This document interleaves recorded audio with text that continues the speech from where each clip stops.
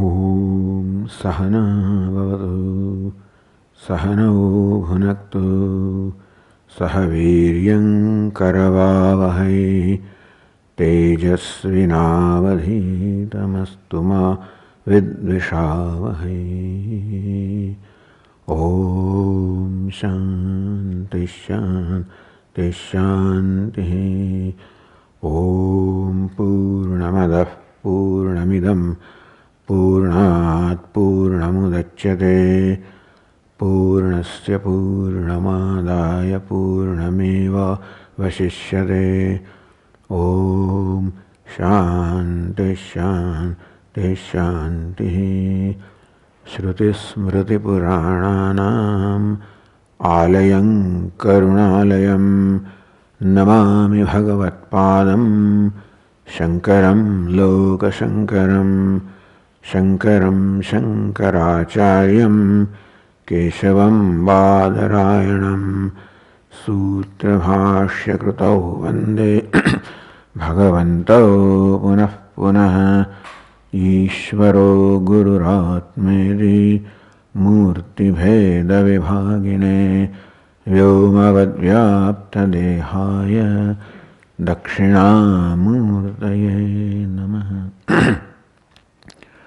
Om Parthaya Pratibodhitam Bhagavata Narayana Swayam Vyasena Grathitam Purana Munina Madhye Mahabharatam Advaitamritavarshinim Bhagavatim Ashtadashadhyayinim Ambattvamanusandadhami Bhagavat Gita Bhavadveshinim Yam Brahma Varunendra Rudra Marutaha Stunvanti Divyaistavaihi Vedai Sangapadakramopanishadaihi Gayantiyam Samagaha Dhyanavasthita Tadgatena Manasa Pashyanti Yoginaha Yasyantanna Vidusura Suraganaha Devaya Tasmai Namaha.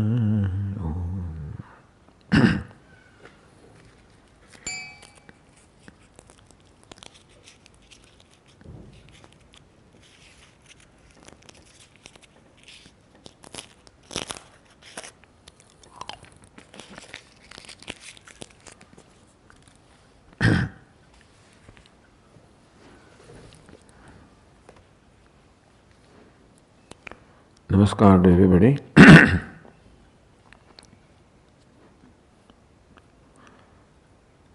In the Bhagavad Gita weekend class, we are in the 6th chapter of the Gita.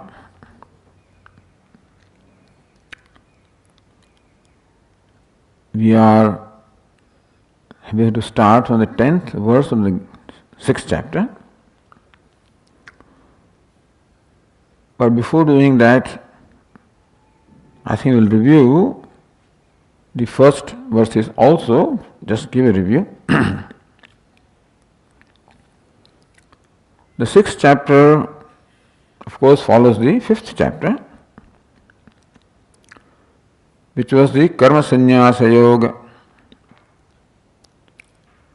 Before that was the 4th chapter, Jnana Karma Sannyasa Yoga. The 3rd chapter, Karma Yoga.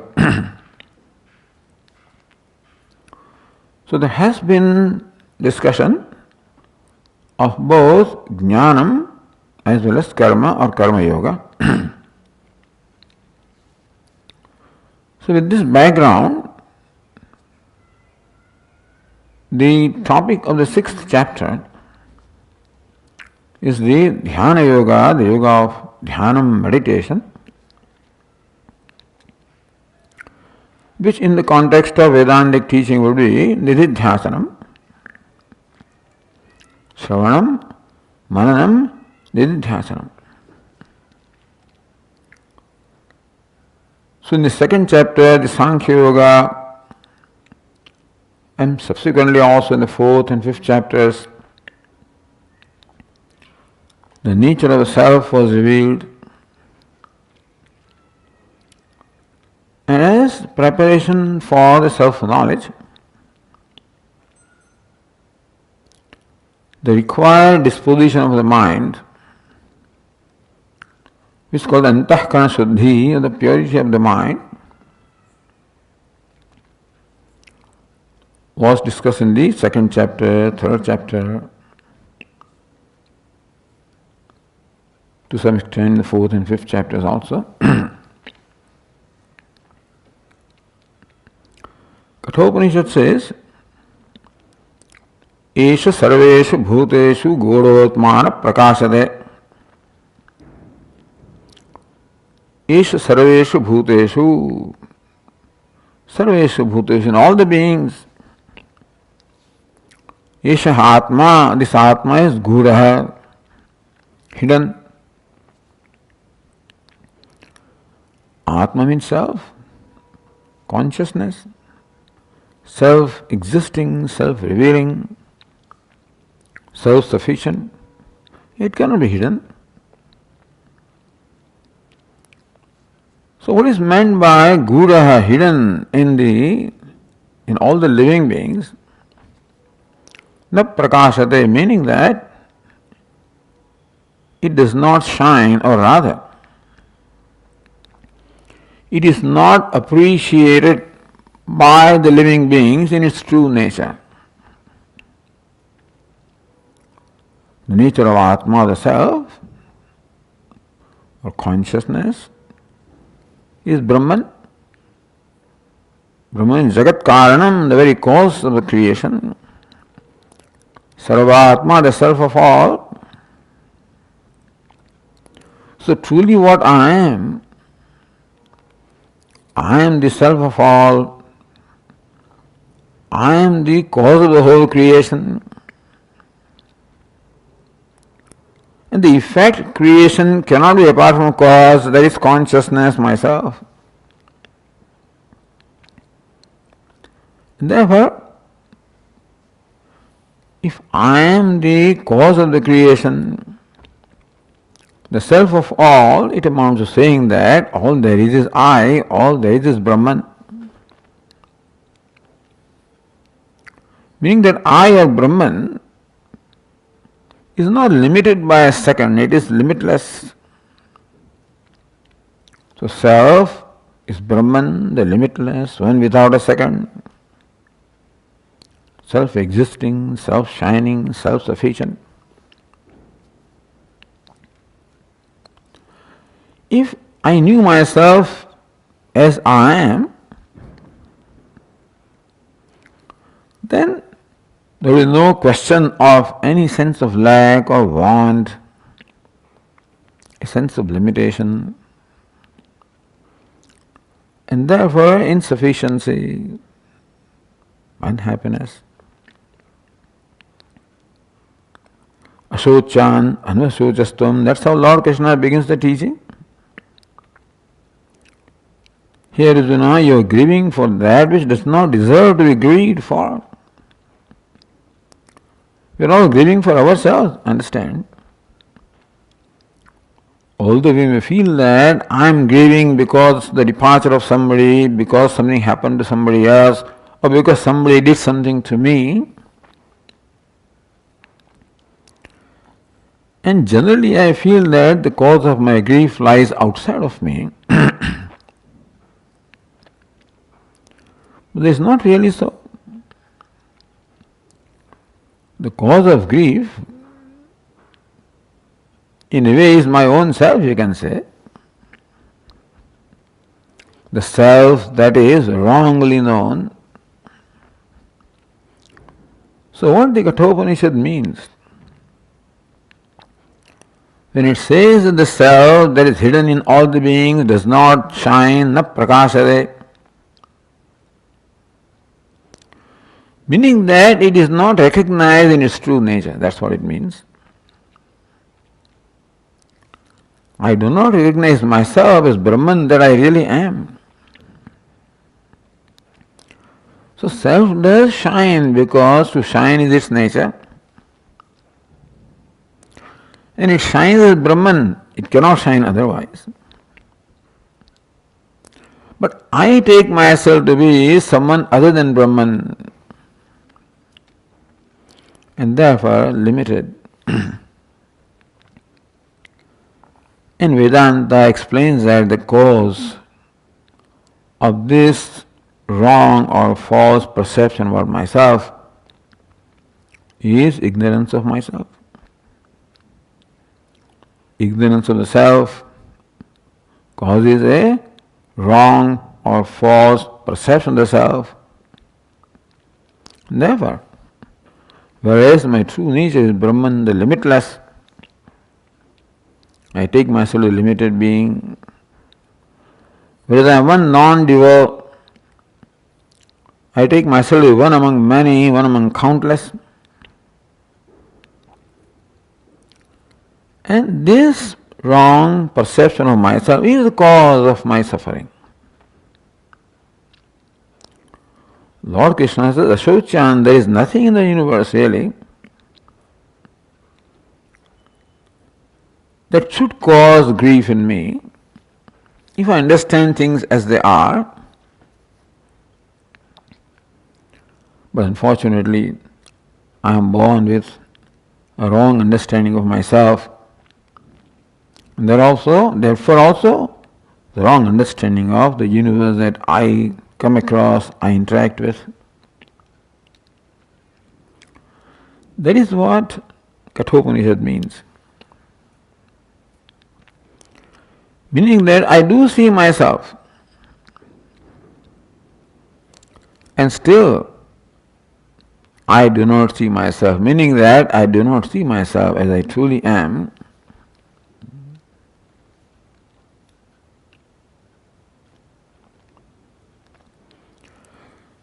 I see through my mind. So I possess right now a mind with which I see myself wrongly.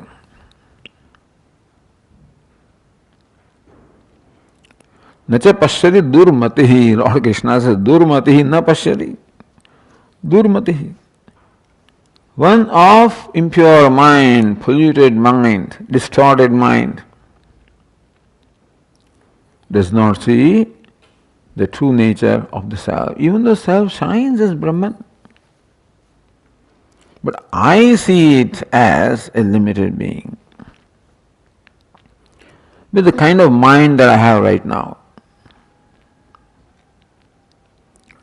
Mind is my instrument of seeing myself, experiencing myself, knowing myself. Therefore, Kathopanishad says, Dushyate tu agriya buddhya sukshmaya sukshmadarshibhihi. Dushyate tu. The self is dushyate, seen, known. Sukshmadarshibhi, by those whose nature it is to see subtle things.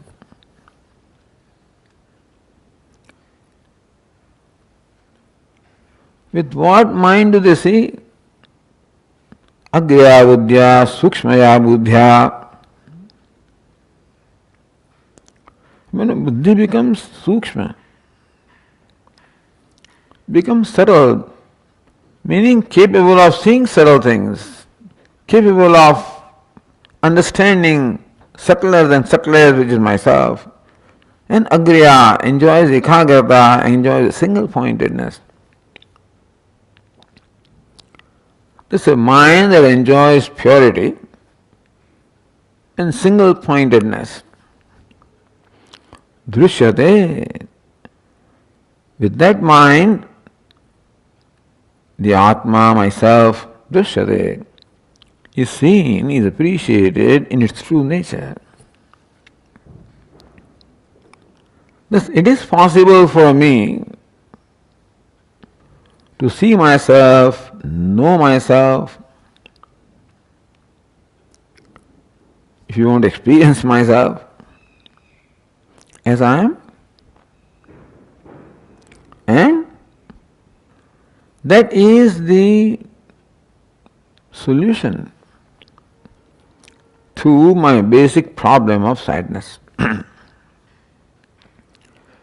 As you know, there are two kinds of problems in our life.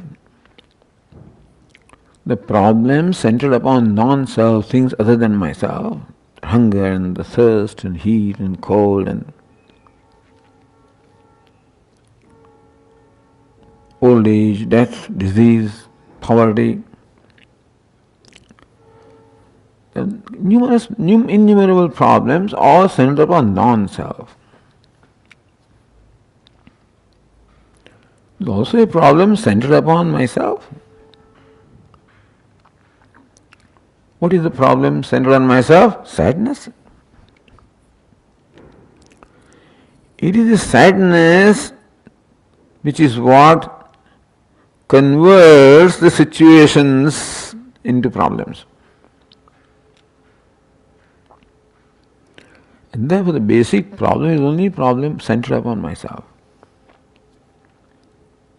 which is the false perception I have of myself. And it can be corrected by correcting the mind. Therefore, while Lord Krishna unfolds the true nature of the self in the second chapter,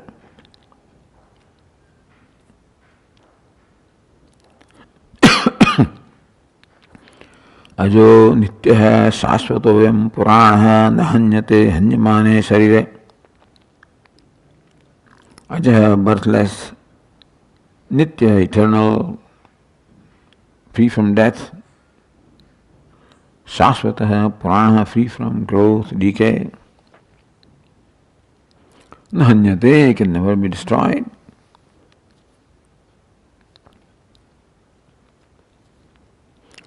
Knowing which self, Atmaneva Atmana Tushta, the wise person discovers complete contentment with the self.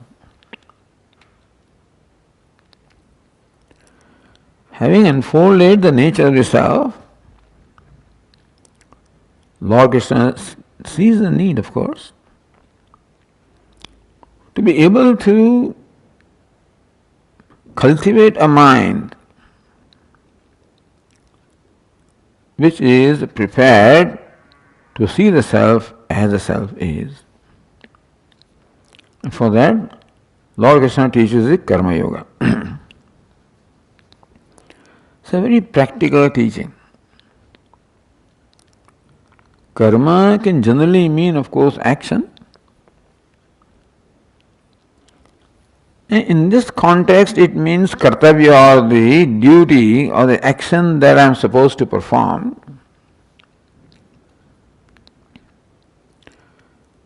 My response, an appropriate response to the situation. What is the right thing to do? The kartavya, the duty, is what is meant, generally meant by karma here. Although karma can include any action, but in the communication to Arjuna, what is it that question is the duty that Arjuna is supposed to perform, about which Arjuna has confusion. Therefore, Lord Krishna teaches Karma Yoga. As our Puja Swami used to say, Karma Yoga is the yoga of attitude. Performing karma, performing duty. And what is meant by duty is doing what is right in a given situation. Every situation demands a certain response from me. And performing an action, responding in a manner which is in keeping with what is expected of me. And that does require courage. It requires courage to do what is right. Because in a commitment to do what is right, I have to overcome my tendency to avoid pain, avoid discomfort, avoid sacrifice, if I may say. Because there are temptations in me which often prompt me to take a shortcut. There is a tendency in me to avoid pain,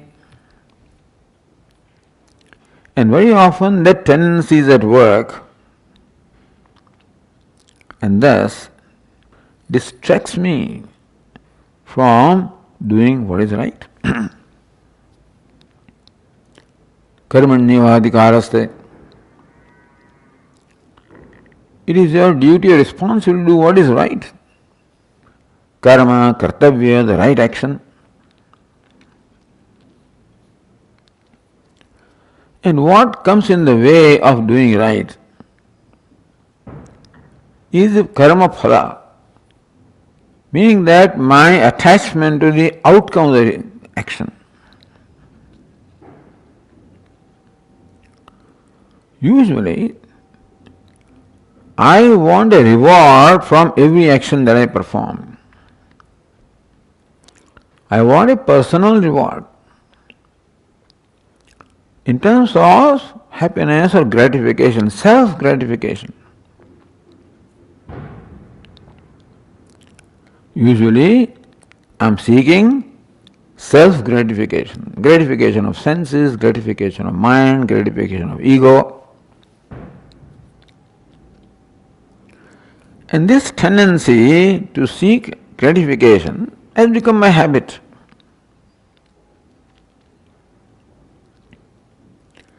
And sometimes that habit is just so strong that it compels me even to compromise what is the right approach, compromise doing what my duty is, compromise sometimes even my values.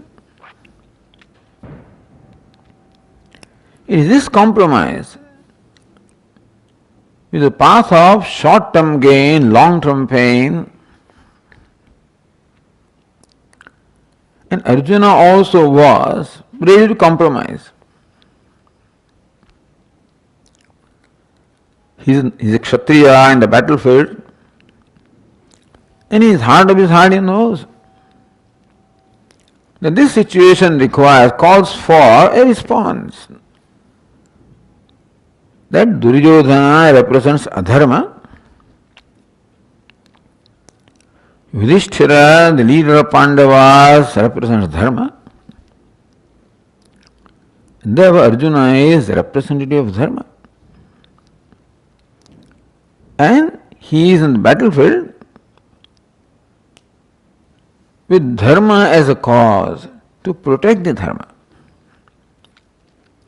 So he knows the only way that can be done is by confronting adharma.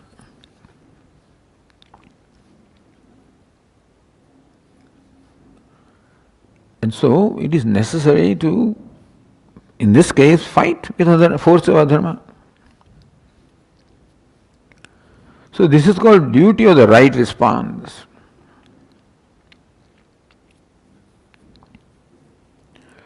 But then the temptation in Arjuna's mind, all of a sudden this temptation arises. Says, what will happen when this battle is fought? It will result into the death of my near and dear ones, and then now he realizes how precious they are.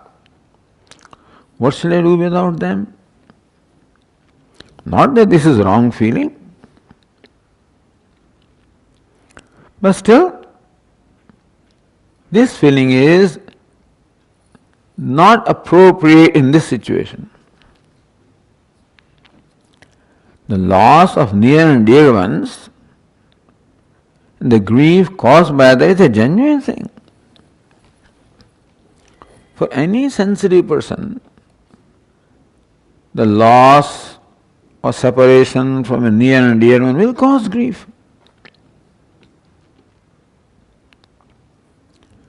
But here, that grief is not in place. Those who are in the two armies, the opposite army as well as his own army, they're all soldiers, they're all warriors, not relatives or near and dear ones in a battlefield. If that was the perception Arjuna had, then he would have no hesitation in fighting this battle. All of a sudden his perception changed. And therefore, there was now a temptation or a pressure to compromise this dharma and take the easy way out of not fighting this battle. And therefore, Lord Krishna teaches him that you are right, Arjuna, fighting this battle will involve pain, but it's short-term pain, long-term gain. Avoiding the battle is convenient, but short-term gain, long-term pain. But for Arjuna to be able to live up to this expectation of doing what is right, a transformation needed in the mind, with also transformation needed for the self-knowledge. It's called Antakarana Shuddhi, the purification of mind. And then Lord Krishna teaches yoga, karma, yoga, the yoga of right attitude, doing what is right. It will involve a short-term pain. Therefore, Lord Krishna taught karma yoga. Drishyetu agrya buddhya sukshmaya sukshmadarshibhi. Atma drishyate, self can be known, can be seen.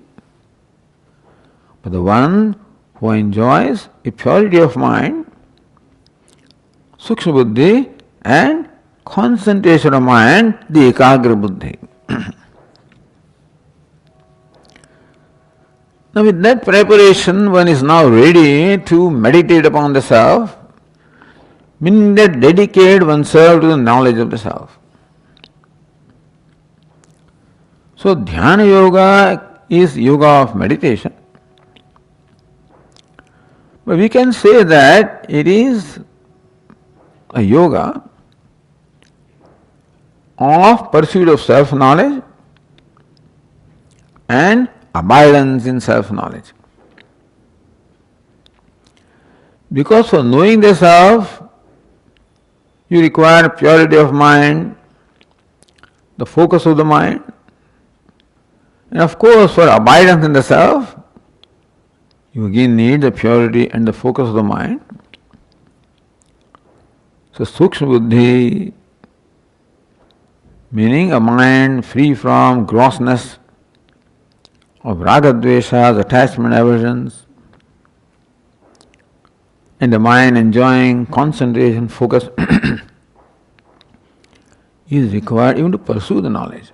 For shravanam, mananam, nididhyasanam. So we can say that this 6th chapter Dhyana Yoga is yoga of meditation, which presupposes also the Shravanam and Mananam. Shravanam, listening to the scriptures at the feet of the teacher. Mananam, reflecting upon and removing any doubts.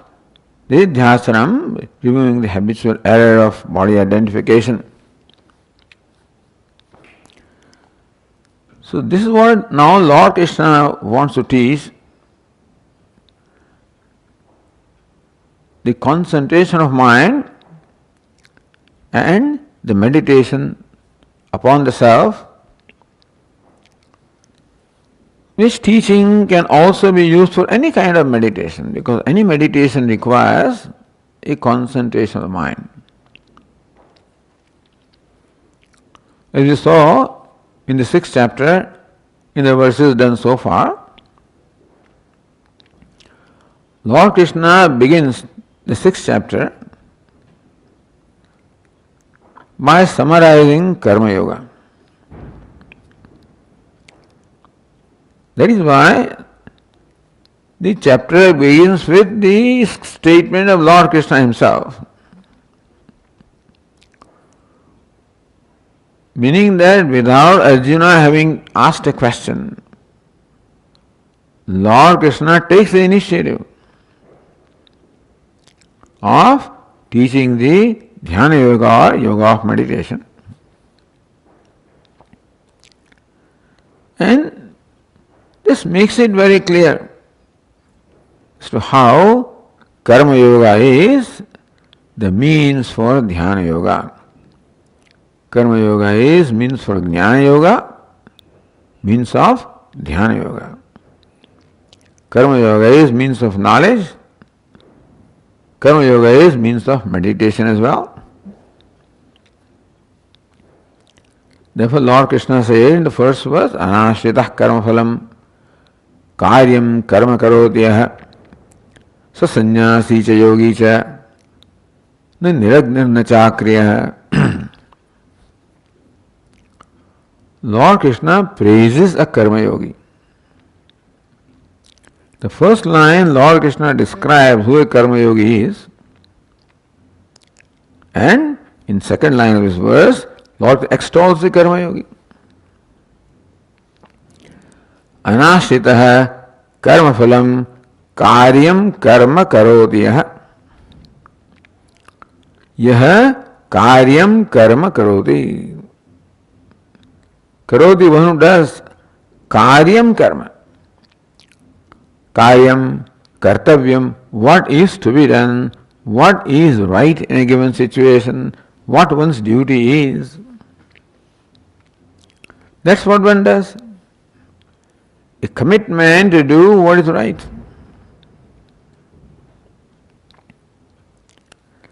In so doing also, Lord Krishna explains or informs us about the other condition. Anashritah karma phalam anashritah san. Without the ashaya, without dependence, without attachment for karma phala. What is meant by remaining free from attachment to karma phala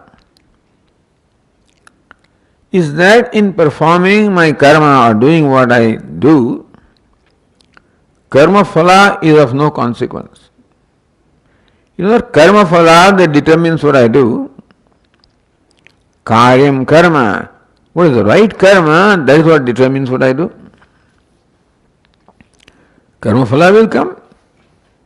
When I perform an action, the outcome will be there. But since my action is not performed, keeping in mind a certain outcome, my commitment is to do what is right, and therefore I have no difficulty in gracefully accepting what the outcome is. Because the outcome or a personal benefit or a personal agenda, I should say, I had no personal agenda in performing my duty. So what is meant by being indifferent to the outcome is that there is no consideration of a personal agenda in performing in my duty, performing in doing what is right. And therefore, I am willing to gracefully accept whatever the outcome is, because that was not the motivating point. The motivating factor was what is right and what the personal agenda or personal gain is. Now this is very important, because we do what we do usually to satisfy or fulfill our own personal agenda. And that personal agenda, more often than not, is in contradiction to the general agenda, the universal agenda. Ishvara has an agenda. Ishvara has created the universe and he has an agenda in maintaining harmony in the universe. And what Lord Krishna wants is that ultimately Ishvara's agenda should become my agenda. Then you have become one with Ishvara. And how karma is now presented as a means of accomplishing that. Because karma, the duty I have to keep on performing almost moment to moment. There are demands on me, expectations out of me. I have to play many roles. In playing these roles, if my personal reward, personal agenda, personal gain is not the controlling factor, but what is right, what I should contribute, what I should do, that is the consideration. Then this tendency of doing things as motivated by personal agenda, that tendency becomes weaker and weaker. And the tendency to do what is right becomes stronger and stronger. Anashritaha karma phalam, without resorting to the consideration of a personal agenda, which is karma phalam is personal agenda. Means attachment to karma phala or attachment to personal agenda. Karyam karma karoti yaha, one who performs the karma, the duty, which is karyam, which is to be done, which is the right thing to do. It is as simple as this. This makes action karma. This makes a person a spiritual person. So spirituality begins from here. Begins from the willingness to be motivated by what is right and the preparedness to let go, if necessary, my personal agenda. Because ignorance creates personal agenda. And more I justify a personal agenda, more I am justifying or perpetuating ignorance. Usually human being feels that by fulfilling the personal agenda, he has accomplished something. He calls himself successful. He congratulates himself. But it is something altogether opposite. The personal agenda called swartha, selfishness, is a result of ignorance. And Lord Krishna teaches how to let go of ignorance.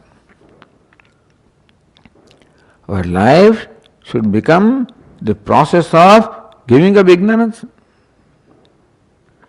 That is the path of knowledge. So karma yoga, performing karma, the duty, every action can become a means of letting go of ignorance, which manifests as selfishness, self-centeredness, personal agenda.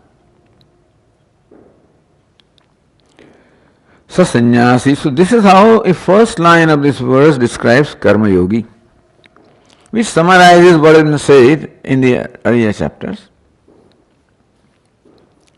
And Lord Krishna thinks that this person is a great person. He is someone different from the general lot. So sannyasi cha yogi cha.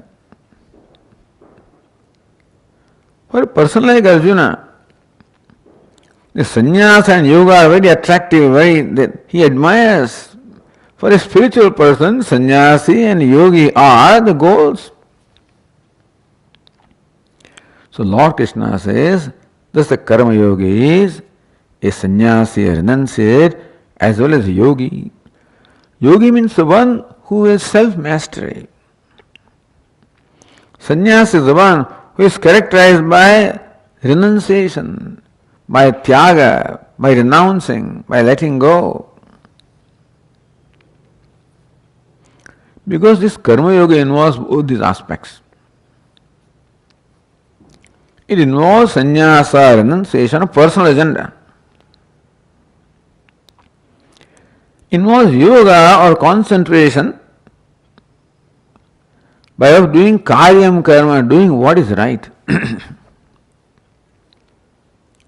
See, we said that, or Kathopanishad says, Dushyate tu agrya buddhya sukshmaya sukshmadarshibhihi. The sukshma buddhi, the purification of mind, the antahkarana shuddhi is sannyasa. And ekagra buddhi is yoga. So sannyasi cha yogi cha. Thus karma yogi is a future sannyasi and yogi.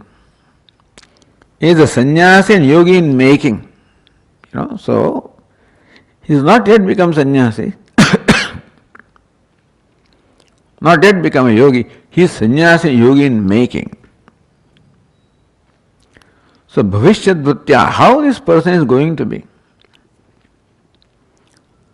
Like a person, like a youngster studying in medical school, he thinks they already address it as doctor so and so. They are just in the first or second year.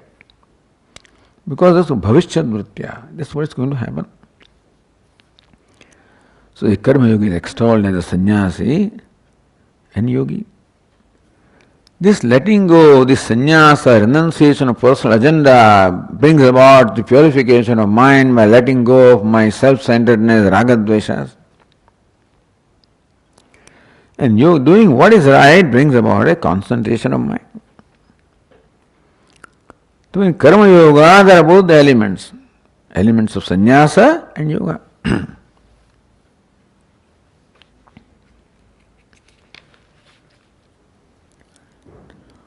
So a question is asked, Lord, a sannyasi is one who has renounced all actions. A yogi who has absorbed, who has an inward mind, this karma yogi has not renounced action, then he is the active person. A yogi withdraws from activities. How do you describe a karma yogi as a sannyasi and yogi? So second verse says, Yam sannyasam prahuhu yogam tam vidhi pandava. He Pandava, this yogam, karma yoga, yam sannyasam iti prahu. What they call sannyasa? Is a yoga, is karma yoga. In the sense of a karma yogi is a sannyasi in making. Because he is an element of sannyasa. The second line of the second verse says, Nahya sannyasa sankalpa yogi bhavati kaschana.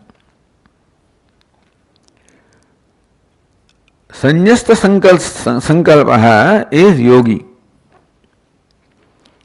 Sannyasta sankalpa, one who is sannyasta, one who has given up all the sankalpas. Sankalpa can be simply understood as ragadveshas.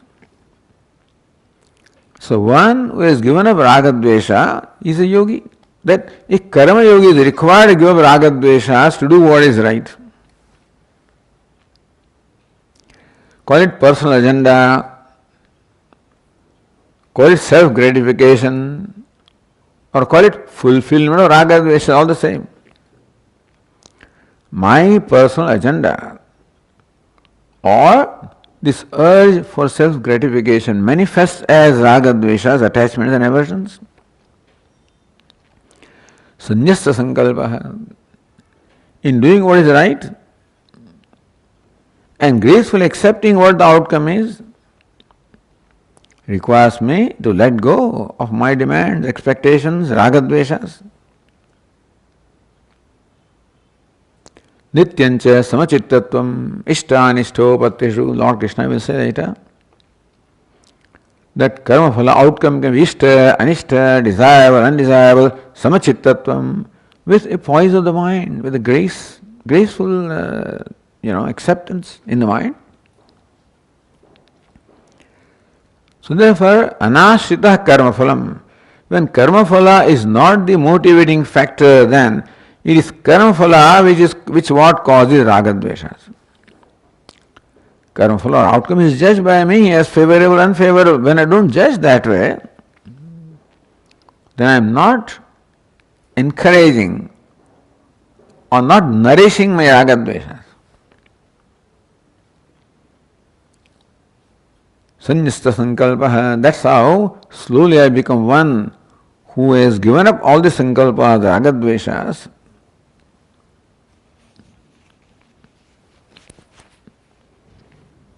And that is called a sannyasi. So yogi, karma yogi becomes a sannyasi in terms of renunciation of ragadveshas, the sankalpas. Therefore, yam sannyasam iti prahu. Yogam tam vidya pahi Pandava may know that what is called yoga is also sannyasa.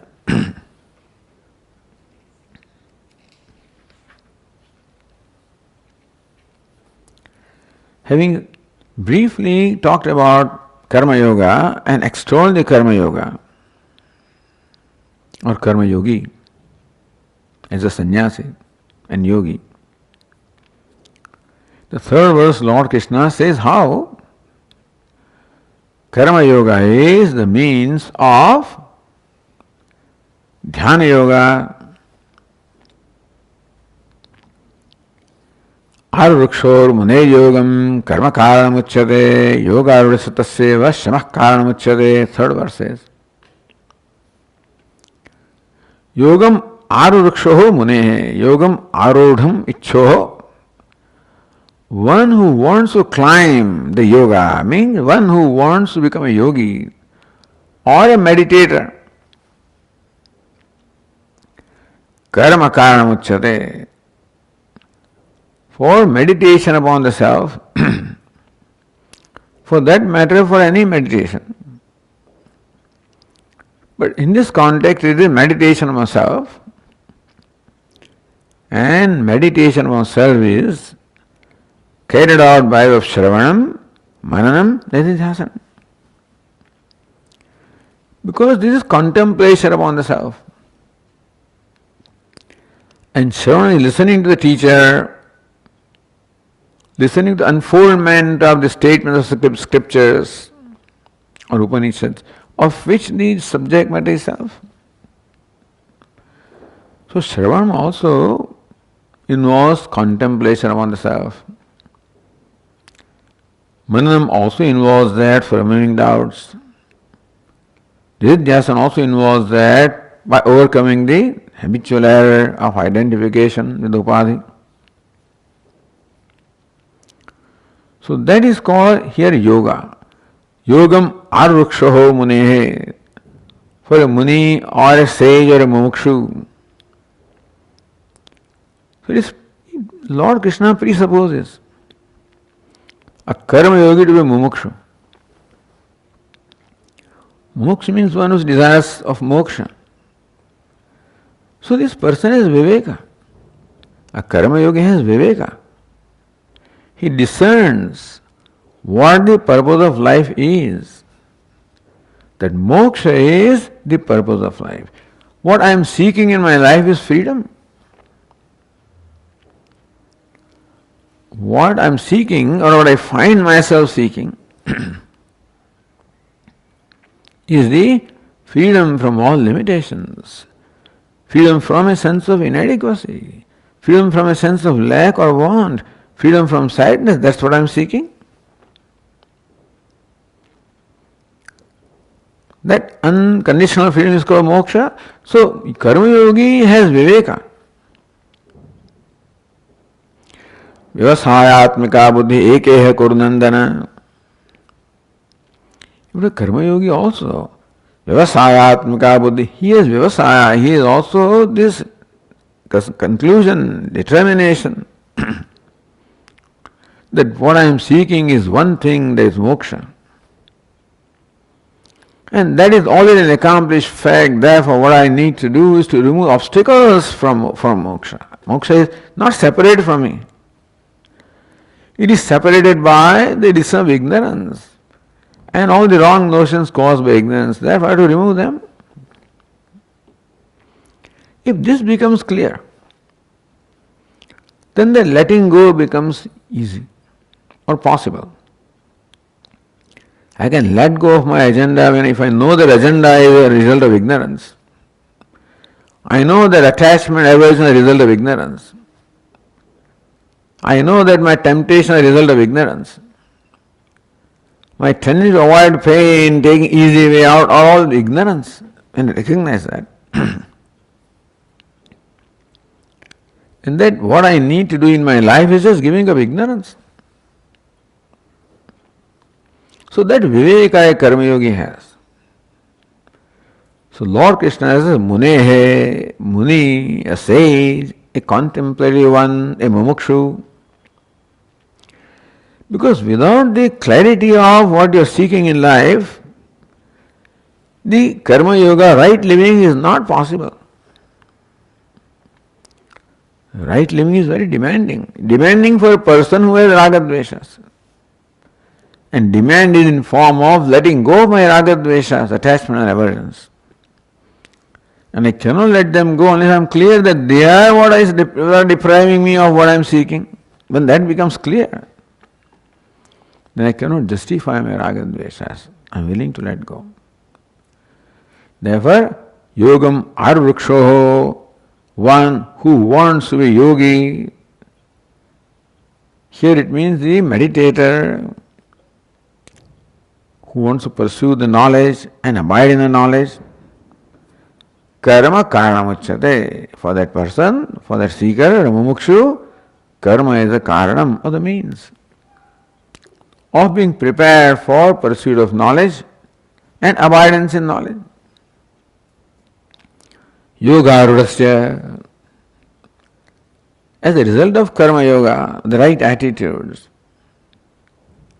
sannyasa sankalpa, when this sankalpa, ragadveshad are more or less gone, samah karanamuchyate, now the karma has done its job. The Upanishad says, tametam vedanvachanena brahmanaha vividishanti yajnena danena tapasa anashakena. Yajna, dana, tapas, vedanvachanam. All of these are the duty. This is called the duty in the Vedic times. And whatever duty we have at this time, Vividishanti, by performance of duty of the right spirit, a right attitude, this mumukshus, the aspirants, the vivekis, the discerning people. Brahmana means discerning people, who have the viveka, who have clarity of what they are seeking in life, who have clarity about the priorities of life. Vividishanti. They know that the knowledge is the answer, but knowledge can take place provided I have desire for knowledge. So desire for knowledge has to be aroused. And for that is required this purity of mind, a sattvic mind. So by karma yoga, when that is accomplished, Lord Krishna calls him yoga rudha. One who has ascended the yoga. The yoga of meditation, yoga of concentration, yoga of pursuit of knowledge.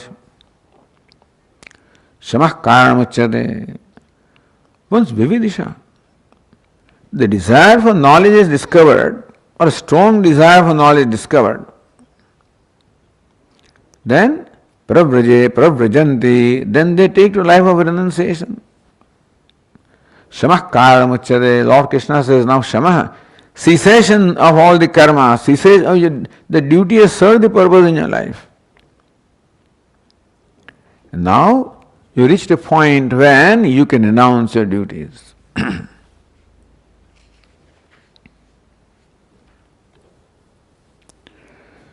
When would I know that that point has been reached? The fourth verse says, Yada hinendriyartheshu na karmasu anusajjate sarva sankalpa sannyasi na anusajjate. Anushanga or attachment. So when one discovers a freedom from attachment, from indriyaseshu, from the sense object or sense pleasure, karmasu, and the actions meant for fulfilling those desires, when one discovers a freedom from this. See, this process of antahkarana shuddhi, freedom of raga dveshas, is accompanied with, it's called antahkarana, is accompanied with discovering inner contentment. It is a process in which you progressively discover inner contentment. And therefore, the mind progressively becomes free from the need of seeking gratification from things other than myself. So as the raga dveshas are given up, and inner satisfaction is discovered, inner contentment is discovered, and one progressively becomes free from the pleasure coming from outside, and therefore free also from the need to perform any actions to fulfill those desires. Sarva sankalpa sannyasi. Thus he becomes free from sankalpa, from all ragadvesha.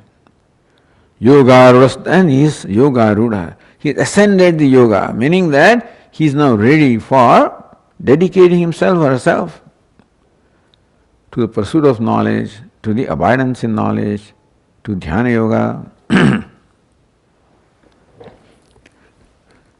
Then what should you do?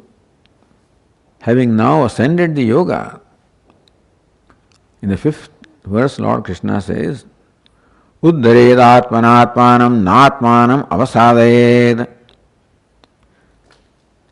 It is this process, even of karma yoga, even living a life of deliberation, viveka. That's how we should be living our life. Uddaret atmana atmanam. My attempt all along is atmana atmanam uddaret. Uddaret, lift. You lift yourself by yourself. Uplift yourself. From where?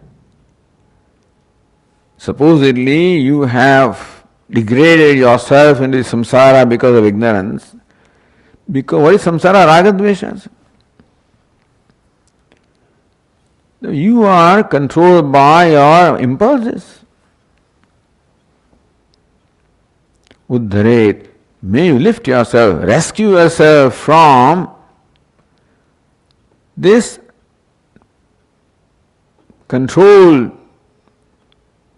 that impulses have on you.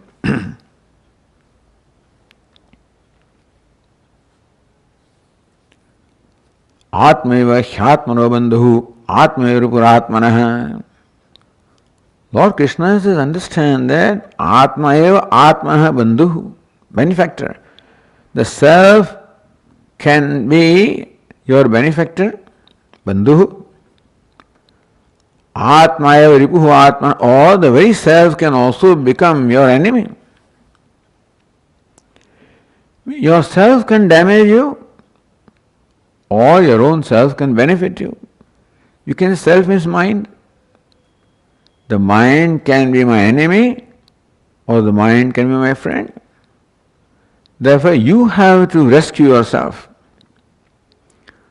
from a mind that is your enemy and transform your mind from being an enemy to being a friend. Make your mind your friend.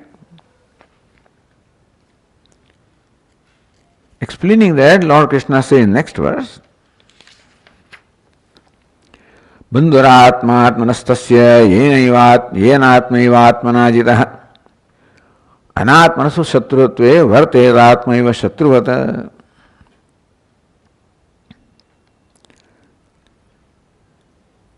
तस्य आत्मनः आत्मा बंधु. Atma becomes bandhu, the benefactor, the friend. For whom? Yena atmana atmaeva atmana jitah. One who has conquered one's own self. Meaning that the mind becomes, Atma becomes bandhu. Atma manifests through mind. When I win over the mind, meaning that I win over the raga, dvesha, or impulses. So that is called the victory. Lord Krishna said, Kamesha, Krodesha, Rajoguna Samudbhava, Mahasano, Mahapapma, Vidhyena Miha Vairinam. In the third chapter, Lord Krishna identified who the Vairi is, who the Shatru is, who the enemy is. Kamesha, Krodesha, the Kama and Krodha, the cravings and anger and greed, etc., or ragadveshas. So one who has conquered the ragadvesha, neutralized ragadveshas by karma yoga, by the right attitude, by the right values, for that person, the Atma manifesting through mind or the mind becomes friendly. Then mind becomes our friend. We attain the anugraha, the grace of the mind, grace of the self. It's called Atma Kripa. In Vedanta, they talk of different kripas. Ishvara Kripa, Guru Kripa, Shastra Kripa, Atma Kripa, grace of Ishvara, grace of the Guru, grace of scriptures, and grace of the self. So there is a process of gaining the grace of the self. That self becomes favorable to me. When these enemies of ragadveshas are removed, otherwise, so the one who has thus conquered the ragadveshas, for him he gets Atma Kripa, grace of the self. Self becomes favorable in what he wants to do. Becomes favorable in revealing its true nature. We quoted this mantra from Kathopanishad saying the self does not reveal itself. But when this ragadvesha, when you gain the Atma Kripa, the grace of the self, then self reveals its true nature to you. Anatma sushatrutve varte. Same Atma acts as your Shatru, as your enemy, when these impulses of ragadvesha are not conquered.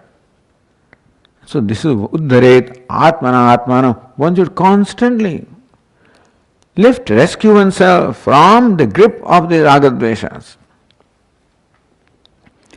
Natmanam avasadet. One should not allow the Atma, the self or the mind, to get degraded. If you don't do something, then ragadveshas are there always to control the mind. Impulses are there. For falling down, no effort is needed. For climbing up, always effort is needed. In life also. For falling down, ragadvesha, rajoguna, tamoguna, no effort is needed. But for purifying the mind, for sattva-guna, effort is needed to overcome ragadveshas, which are like the enemies. And Lord Krishna says, what is the result of one who has done this?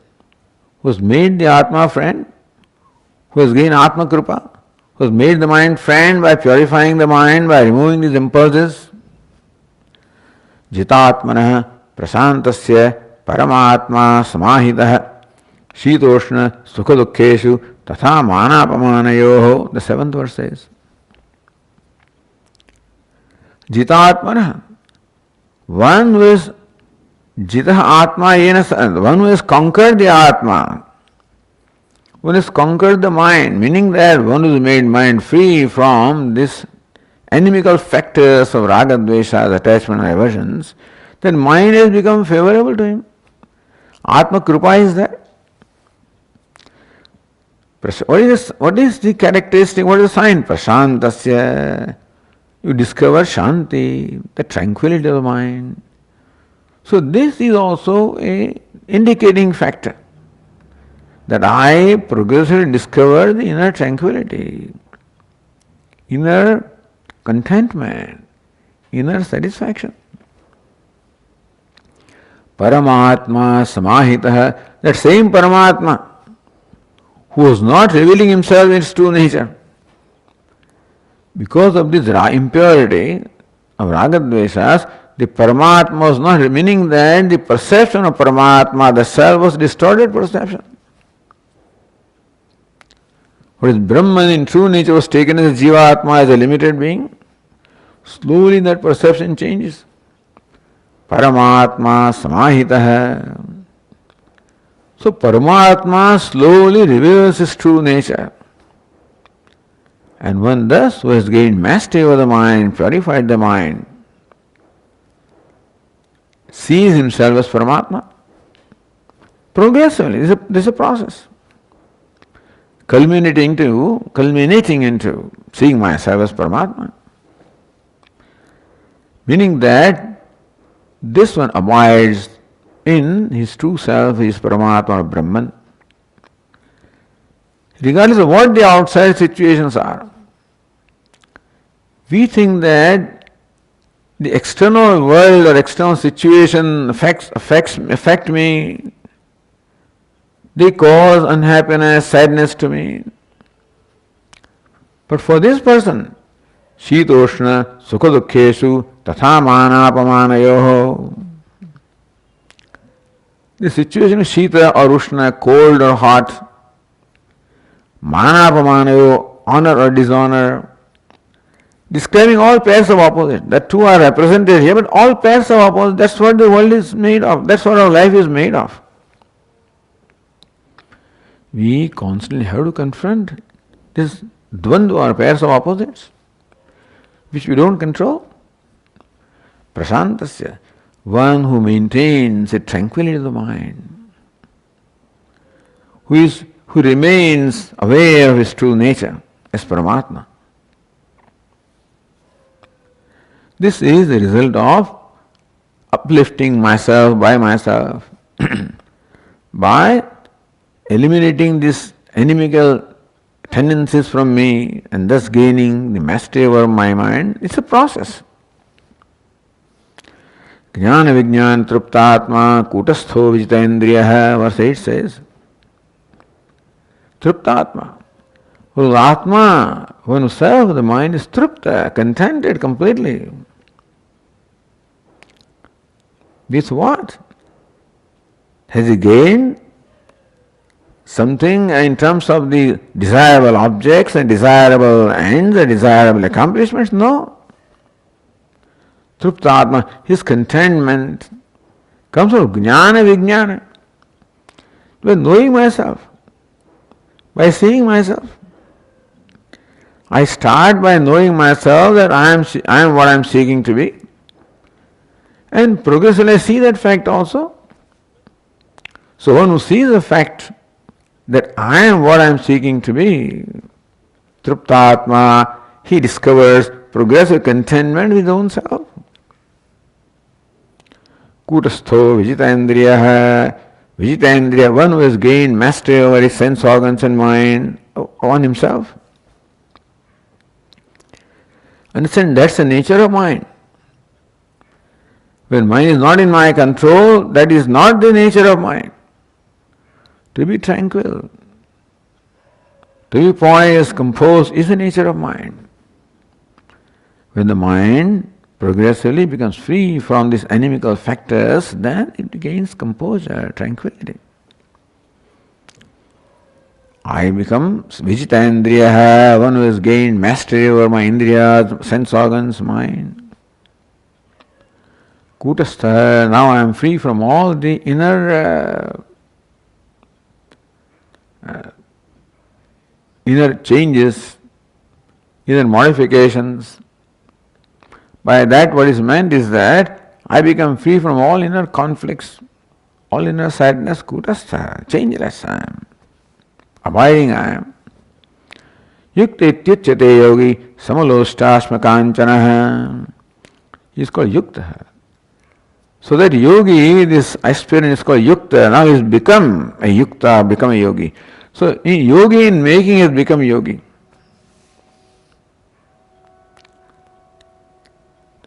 And how he gains this samadrushti. He sees sameness everywhere. He sees himself sameness everywhere. Samaloshta asma kanchana. For that person, loshta ashma kanchana. Loshta, clod of earth. Ashman, a stone. Kanchana, gold. Some examples of diverse things having different values in the life, practical life. For this person, he is equally content, happy, accepting, satisfied with each one of them, meaning that they don't cause any attraction nor they cause any aversion.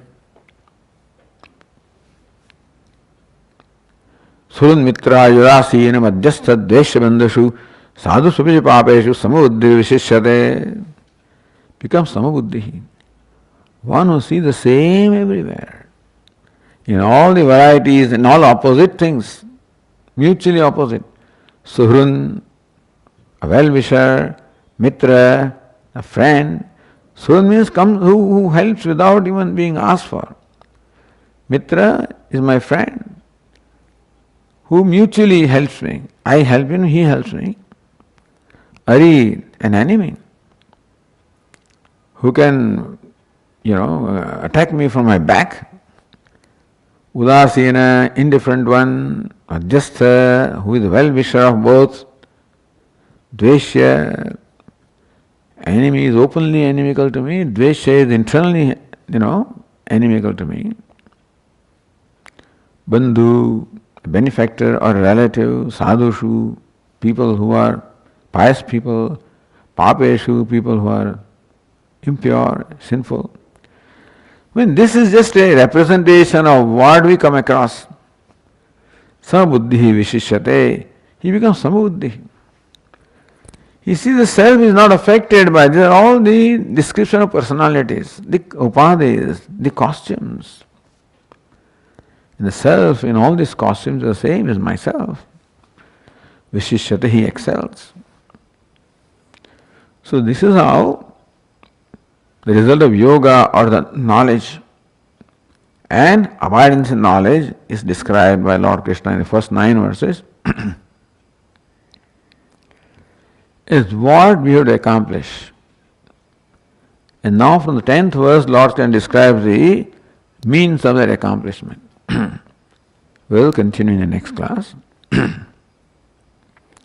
Om Purnamadah Purnamidam Purnat Purnamudachyate Purnasya Purnamadaya Purnameva Vashishyate.